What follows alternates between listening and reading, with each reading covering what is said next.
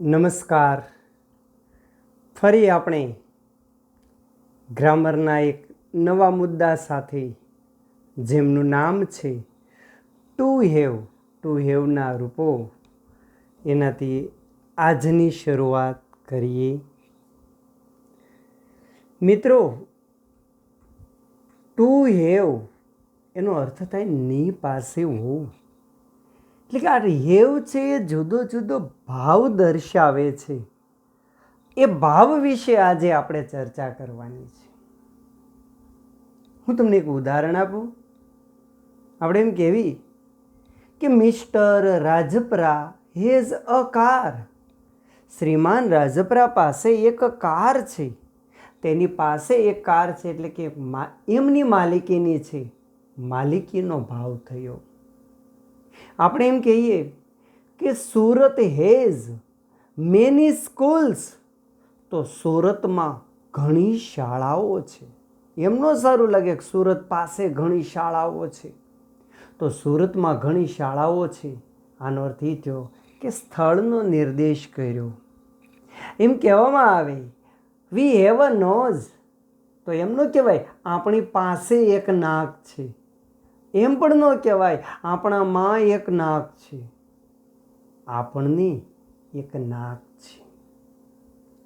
આ ટુ હેવની વિગત આપણે જોવી છે. કઈ રીતે? તો કહેવાય છે ટુ હેવ છે ને એ વાક્યમાં માલિકીનો ભાવ દર્શાવે છે. બીજી વિગત, ટુ હેવ વાક્યમાં સ્થળનો પણ નિર્દેશ કરે છે.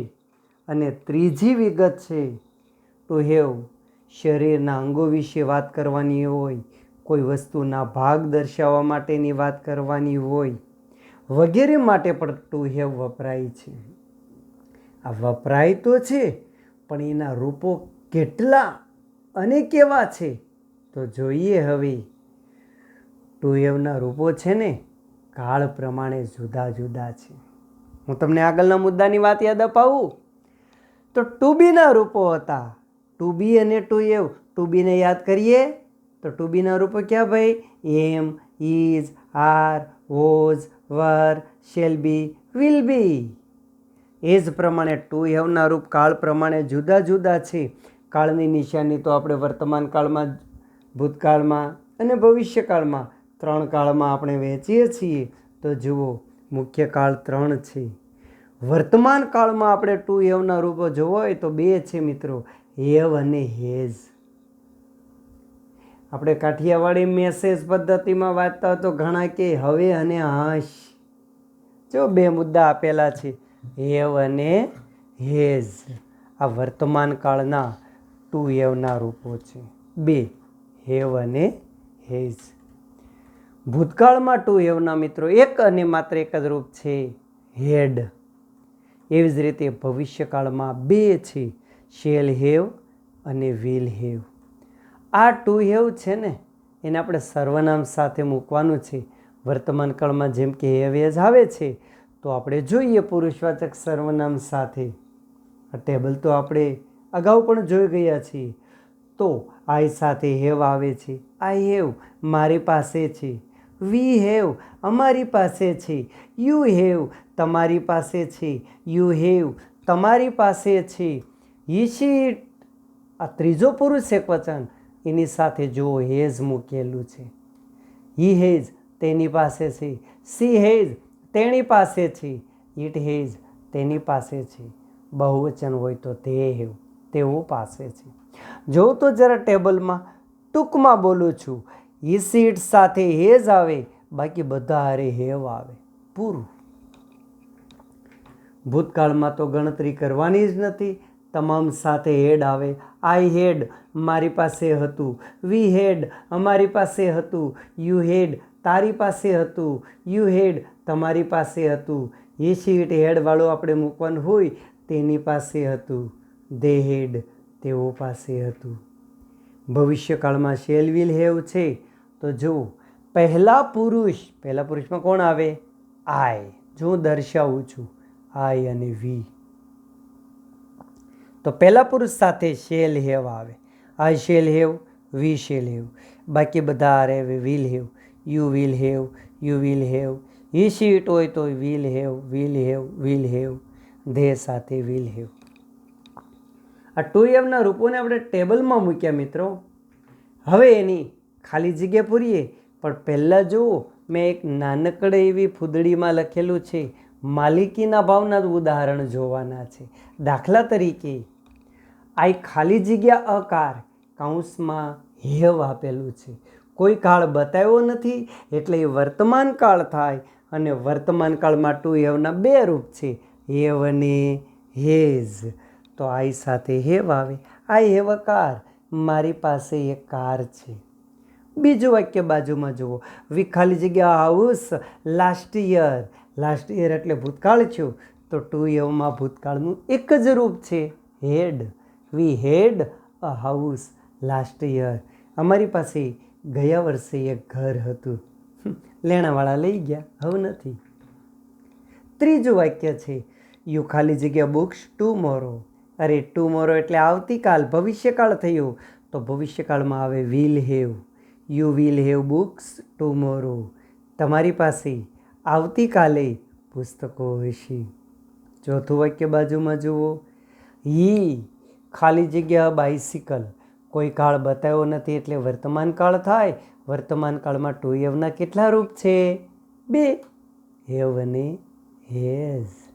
તો હી સીટ સાથે હેઝ આવે. He has a bicycle. તેની પાસે એક સાયકલ છે. પાંચમું વાક્ય જુઓ, શી ખાલી જગ્યા સ્કૂટર લાસ્ટ મંથ. સાહેબ લાસ્ટ મંથ એટલે ભૂતકાળ થયું, તો હેવનું ભૂતકાળ હેડ આવે. શી હેડ અ સ્કૂટર લાસ્ટ મંથ. છઠ્ઠું, દે ખાલી જગ્યા કાઇટ્સ નેક્સ્ટ વીક. મિત્રો નેક્સ્ટ વીક એટલે ભવિષ્યકાળ થયો, આવવાનો સમય બાકી છે, માટે વિલ હેવ આવે. તેઓ પાસે આવતા અઠવાડિયે પતંગો હશે. હેત ખાલી જગ્યા ટોયઝ. હેત એટલે હી સીટમાંથી હી આવ્યું, માટે હેઝ આવશે. હેત હેઝ ટોયઝ. હેત પાસે રમકડા છે. આઠમું વાક્ય જુઓ, ધ ચિલ્ડ્રન ખાલી જગ્યા પેન્સિલ્સ. તો ધ ચિલ્ડ્રન બહુવચનનો શબ્દ છે, માટે હેવ આવશે. The children have pencils. નવમું વાક્ય જુઓ, મિસ્ટર ભુવા ખાલી જગ્યા પેન યસ્ટરડે. યસ્ટરડે એટલે ભૂતકાળ થયો, તો હેવનું ભૂતકાળ મારે હેડ લખવું પડશે. શ્રીમાન ભુવા પાસે ગઈકાલે એક પેન હતી, આજે કગબૂચ મારી ગયું. વિપુલ એન્ડ કિશોર. એન્ડ આવ્યું બહુવચન છે, માટે હેવ આવશે. વિપુલ એન્ડ કિશોર હેવ ટી. આ આપણે 10 ઉદાહરણ જોયા. હવે જોઈએ આપણે સ્થળનો ભાવ. પહેલું ઉદાહરણ છે, સુરત ખાલી જગ્યા મેન્યુફેક્ચરીઝ. સુરત એક વચનનો શબ્દ છે, માટે હેઝ આવે. તો એમનું કહેવાય સુરત પાસે ઘણા કારખાનાઓ છે. સુરતમાં સ્થળનો ભાવ થયો. ધ પાર્ક ખાલી જગ્યા a fountain last year. Last year ભૂતકાળ છે, તો હેડ આવશે. The park had a fountain last year. બગીચામાં ગયા વર્ષે એક ફુવારો હતો. માય વિલેજ ખાલી જગ્યા a park next year. Next year એટલે ભવિષ્યકાળ થયો, તો ભવિષ્યકાળમાં આવશે વિલ હેવ. મારા ગામમાં આવતા વર્ષે એક બગીચો હશે. ત્રીજો વિભાગ, શરીરના અંગો, વસ્તુના ભાગ વગેરે વિશે વર્ણન જોઈએ. આ ખાલી જગ્યા નોઝ. તો આ સાથે હેવ આવે. મારે એક નાક છે.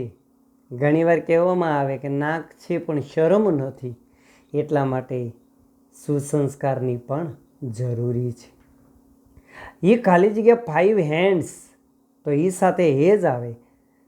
તેની પાસે 5 હાથો છે એમ ન કહેવાય, તેને 5 હાથ છે. ધ એલિફન્ટ ખાલી જગ્યા ટ્રંક. તો એલિફન્ટ એક વચનનો શબ્દ છે, માટે હેઝ આવે. હાથીને એક સૂંઢ હોય છે. વી ખાલી જગ્યા 2 આઈઝ. વી સાથે હેવ આવે. આપણને 2 આંખો છે. હસમુખભાઈ ખાલી જગ્યા 2 ચિલ્ડ્રન. હસમુખભાઈ એક વચનનો શબ્દ છે, માટે ટુ હેવના 2 રૂપ છે. હેવ હેઝ વર્તમાન કાળમાં, તો હેઝ આવશે. હસમુખભાઈને 2 બાળકો છે. એમનો કહેવાય હસમુખભાઈ પાસે 2 બાળકો છે, કે પછી હસમુખભાઈમાં 2 બાળકો છે. મેચ તો એવું જ થાય. હસમુખભાઈને 2 બાળકો છે. સંબંધ બતાવ્યો. શી ખાલી જગ્યા servant next year. She will have, ભવિષ્યકાળ છે નેક્સ્ટ યર એટલે વિલ હેવ. એ ખાલી જગ્યા an enemy last year. Last year એટલે ભૂતકાળ છે તો હેડ આવશે. He had an enemy last year. આ આપણે ટુ હેવના રૂપોની એક નાનકડી એવી વાત કરી. આ ટુ હેવના રૂપો પણ એક્સરસાઇઝ સ્વરૂપે આપણે હવે પછીના આયોજનમાં નિહાળશું. નમસ્કાર.